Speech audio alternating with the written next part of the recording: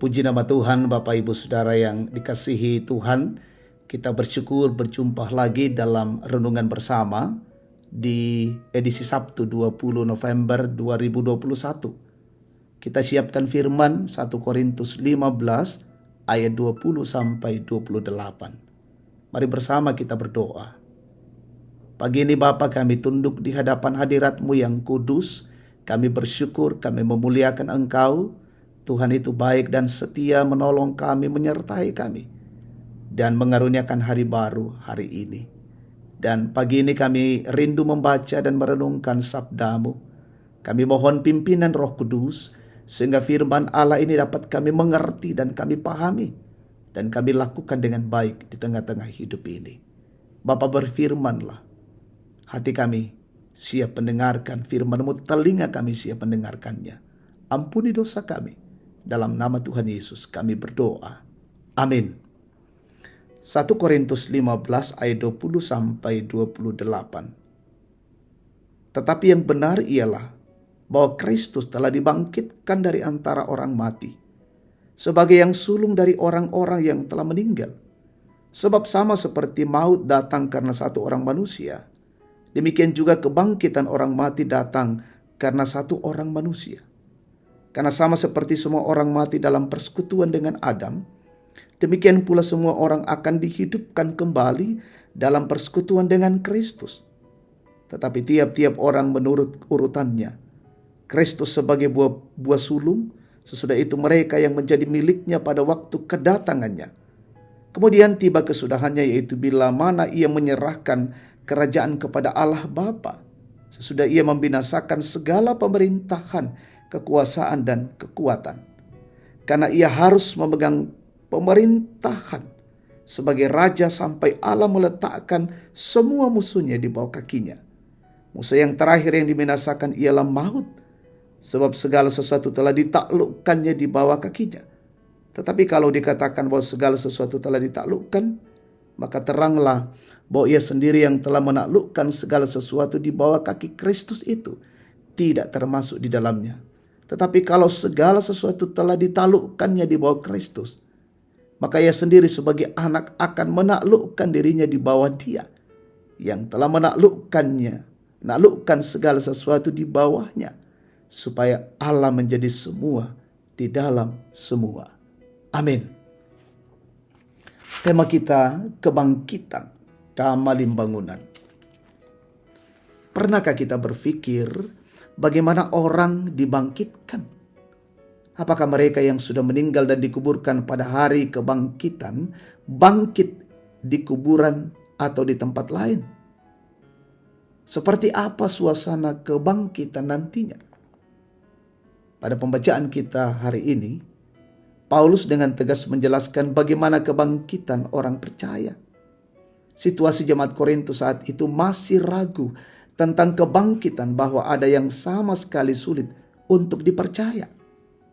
Karena itu Rasul Paulus menegaskan pada ayat sebelumnya bahwa sia-sialah kepercayaan kamu dan sia-sialah pemberitaan Injil keselamatan itu jika tidak ada kebangkitan.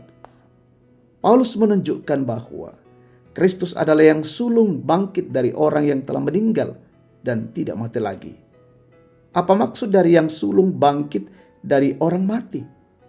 Paulus mau menunjukkan di sini bahwa kebangkitan dalam Yesus itu layak untuk dipercayai, karena ia sendiri sudah bangkit dari kematian. Setiap orang yang percaya yang meninggal dalam Yesus tidak akan binasa, melainkan beroleh hidup yang kekal. Kristus yang sulung bangkit adalah jaminan dan jalan bagi umat yang percaya kepadanya. Dia yang telah bangkit dan tidak mati lagi, demikian juga nantinya bagi umat yang percaya kepadanya. Pada akhir zaman nanti akan dibangkitkan oleh Yesus. Percayalah hanya kepada Yesus yang sudah mengalahkan maut dan yang sulung bangkit dari antara orang mati. Tak ada yang perlu kita ragukan lagi. Ia sudah membuktikannya. Semua dengan sangat jelas tercatat di dalam Alkitab. Jadi sekarang, apalagi yang perlu kita takutkan? Tidak ada. Karena ketika kita hidup bersama dengan Tuhan. Dan nanti jika kita mati, maka kita akan dibangkitkan oleh Yesus pada waktunya. Amin. Kita berdoa. Syukur bagimu ya Allah Bapa, untuk kebenaran firman-Mu yang memberikan pengertian yang mendalam, menambahkan hikmat bagi kami, dan makin memperjelas kami orang-orang yang percaya kepada Tuhan di dalam Yesus Kristus. Ketika mati, kala akan ada kebangkitan. Karena Kristus yang mendahului kebangkitan itu, mengalahkan kuasa maut. Dan itu menjaminkan bagi kami. Dan sungguh-sungguh kami mempercayakan hidup ini sepenuhnya hanya kepada Kristus, Tuhan dan Juru Selamat. Kami berdoa untuk perjalanan hidup hari ini. Kami mohon perlindungan dan kasih Tuhan. Kami dijaga dan dipeliharakan. Kami diayomi dan dilindungi. Dan setiap jemaat dan keluarga diberkati Tuhan. Demikian pun pemerintah bangsa dan negara kami dipeliharakan, ditambahkan hikmat oleh Allah. Mengayomi masyarakat bangsa dan negara ini, melindungi kami semua, dan menegakkan kebenaran dan keadilan di negeri ini. Berkati jemaat Tuhan, mungkin ada yang sakit sembuhkan, yang berduka hiburkan, yang lalai ingatkan ya Bapa. Dan yang mengalami pergumulan-pergumulan berat, teguhkan mereka, tuntun hidup mereka. Dan orang tua kami menikmati hari-hari tua, tetap bersyukur dan menikmati kasih Tuhan di hari-hari tua mereka. Bahkan kami mendoakan yang bersyukur karena berhasil, bersyukur karena ulang tahun, sempurnakan iman syukur mereka di hadapan-Mu ya Bapa. Dan berkati kehidupan kami hari ini, kami lalui dengan penuh sukacita dalam penyertaan dan kasih-Mu. Ini syukur doa kami. Kami naikkan padamu di dalam nama Tuhan Yesus, Tuhan dan Juru Selamat. Amin. Demikian renungan pagi bersama.